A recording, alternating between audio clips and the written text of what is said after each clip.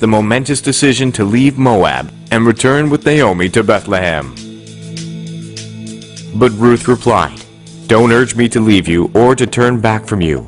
Where you go, I will go, and where you stay, I will stay. Your people will be my people, and your God, my God." Ruth could not have known then that by her decision to honor Naomi and to be a blessing to Israel, she would be among the first to reap God's promise to Abraham. Ruth's blessing came in the form of remarriage to a relative of Naomi, a wealthy landowner in Bethlehem named Boaz.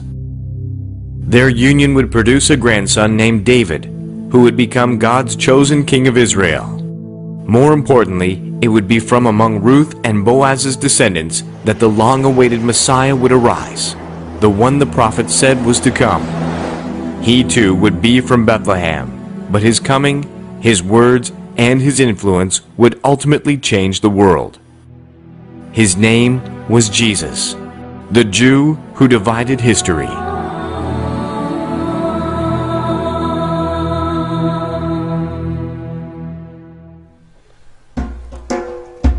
In the distance, the mountains of Moab, which is the setting for the story of Naomi and Ruth, told in the book of Ruth in the Old Testament. Below those mountains, the Salt Sea, or the Dead Sea as people call it today. But just below me here, springs of fresh water, a new phenomenon that has occurred in recent years, but it is really the fulfillment of a prophecy that Isaiah gave in the distant past. It's recorded in Isaiah 35. The prophet writes, "The wilderness and the wasteland shall be glad for them, and the desert shall rejoice and blossom as the rose. For waters shall burst forth in the wilderness, and streams in the desert. The parched ground shall become a pool, and the thirsty land springs of water. In the habitation of jackals where each lay," meaning where jackals once lay by the shores of a dead sea. "Now there shall be grass with reeds and rushes, birds splashing in the waters, finding nourishment in the wilderness, where you will not find them in the Dead Sea, for nothing can live in the Dead Sea. But here, by these fresh water pools, creation sings. Creation is alive in God's prophetic fulfillment of what the prophets have said, in the future restoration of Zion, of Israel, future glory that God said would surely, surely come.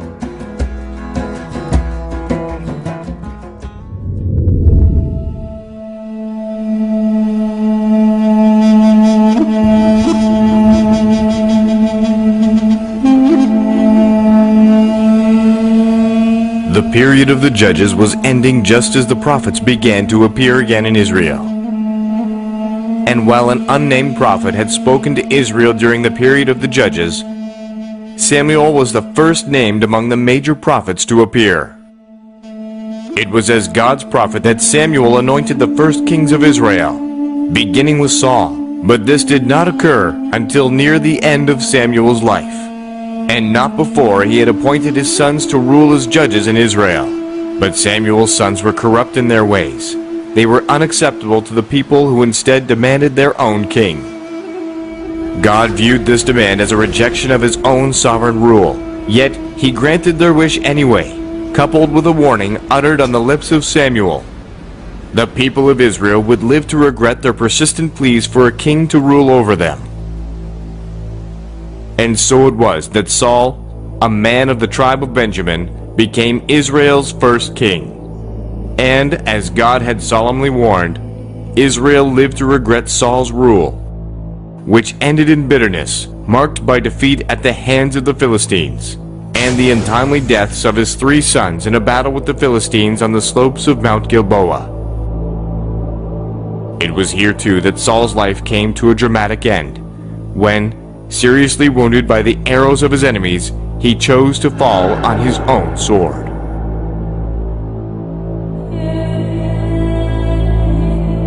In truth, God had already rejected Saul's kingship long before this dark day, for he had not always been obedient to the commands of God. As a result, God took the kingdom from him, promising to give it to another, a king of God's own choosing. David, son of Jesse, great-grandson of Ruth and Boaz, would be the new king of Israel. David, who earlier had been Saul's champion in the contest with the Philistine giant Goliath, was popular with the people of Israel, which only enraged Saul and fueled the fires of his jealousy. More than once he tried to kill David, who was forced to flee for his life to the wilderness. Throughout the long and turbulent history of Israel, men found the wilderness of Judea a place to hide, a place of refuge. When they were running from civilization, they would come here. David came here when he was running away from King Saul, from his anger. Elijah the prophet found refuge in the caves, in the wilderness of Judea. Men could run from other men. They could find refuge here, enough water to drink, enough food to sustain them. But David also found that he could not run from God. While he could escape the wrath of men, God always knew where he was. And David said, "Where can I go from your spirit? Where can I flee from your presence? Wherever I go, you are there." Even here, in the wilderness of Judea, God found David.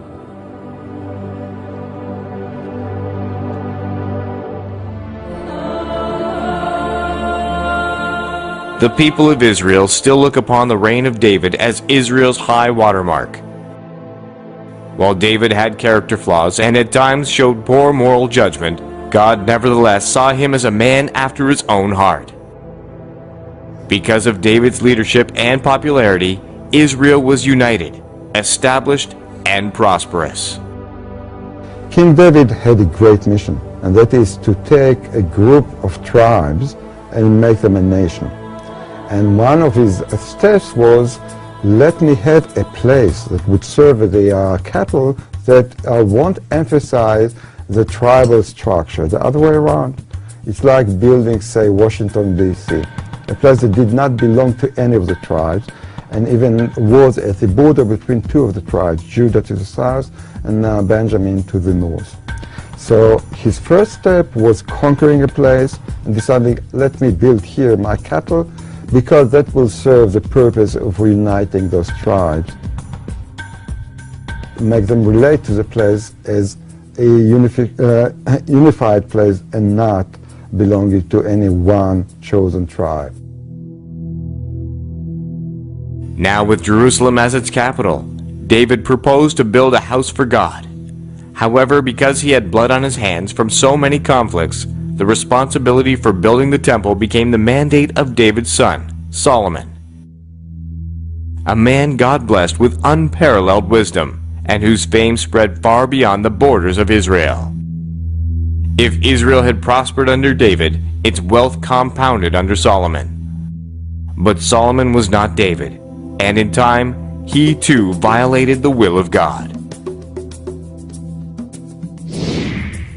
I remember as a boy reading the story of King Solomon's mines.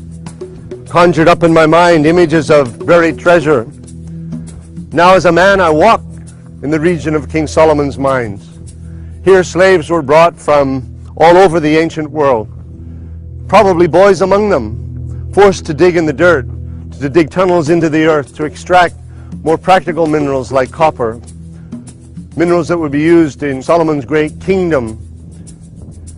Even the Queen of Sheba heard of Solomon's fame, his wealth, his wisdom, and she came all the way from the continent of Africa to visit him here in the land of Israel.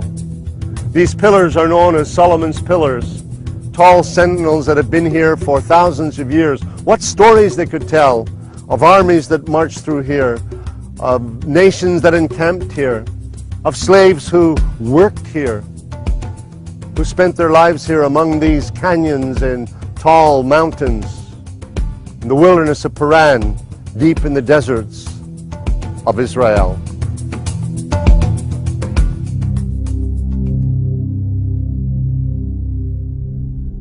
So Solomon did evil in the eyes of the Lord. He did not follow the Lord completely as David his father had done. On a hill east of Jerusalem, Solomon built a high place for Chemosh, the detestable god of Moab, and for Molech, the detestable god of the Ammonites. He did the same for all his foreign wives, who burned incense and offered sacrifices to their gods. The Lord became angry with Solomon because his heart had turned away from the Lord, the God of Israel, who had appeared to him twice. Although he had forbidden Solomon to follow other gods, Solomon did not keep the Lord's command. So the Lord said to Solomon, "Since this is your attitude, and you have not kept my covenant and my decrees which I commanded you, I will most certainly tear the kingdom away from you and give it to one of your subordinates. Nevertheless, for the sake of David your father, I will not do it during your lifetime. I will tear it out of the hand of your son. Yet I will not tear the whole kingdom from him, but will give him one tribe for the sake of David my servant, and for the sake of Jerusalem which I have chosen."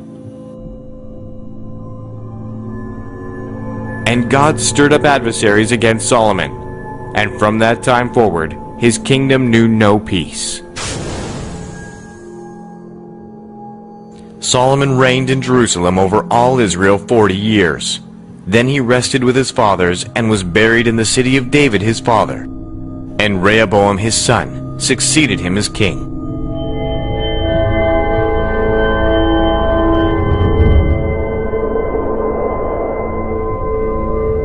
Rehoboam lacked his father's wisdom. Ignoring the advice of the older and wiser elders of Israel, he chose instead to listen to the foolish counsel of his peers, with the result that had been the united kingdom under David and Solomon was now divided. From then on there would be two kingdoms, one consisting of 10 tribes known as Israel, who possessed the northern half of the country, and 2 tribes, Judah and Benjamin, who remained in the south, in the vicinity of Jerusalem.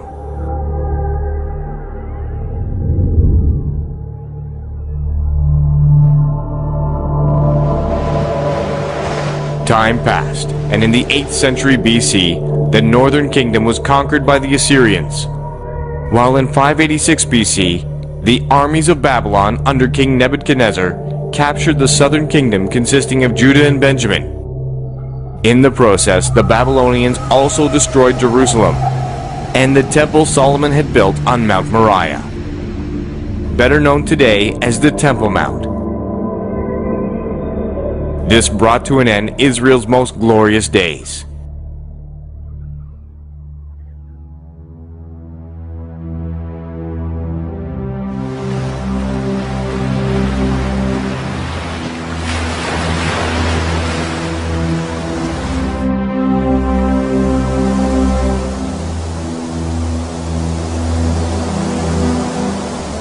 I've had the privilege of coming to Israel many times through the years. But I'm always amazed of the natural beauty of this country. Small in size, but the contrasts are remarkable. One minute you can be in the desert and the next minute in the green hills of Galilee. One moment by the Dead Sea where no natural life forms exist.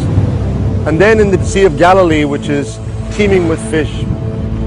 And on this day, along the shores of the Dead Sea and just above the oasis of En-Gedi, again, the natural landscape. It's as if God every day takes out his paintbrush and he paints a new scene of beauty in this land that he called his own. This is a desert place, but it was in biblical times a place of refuge. David found refuge here from the anger of King Saul. He and his men hid in the caves just above me here at En-Gedi. It's the psalmist who said, "As the deer pants for the water, so my soul longs after you, O God." You can understand the psalmist writing those words in this place. Where water is scarce, there is the Dead Sea, but it's not drinkable. It's the salt sea. But in these caverns, in these canyons, waterfalls flow. There is fresh water and the animals go to drink. Here, David and many others have found refuge down throughout biblical history. This is the land of God. Its name is Israel.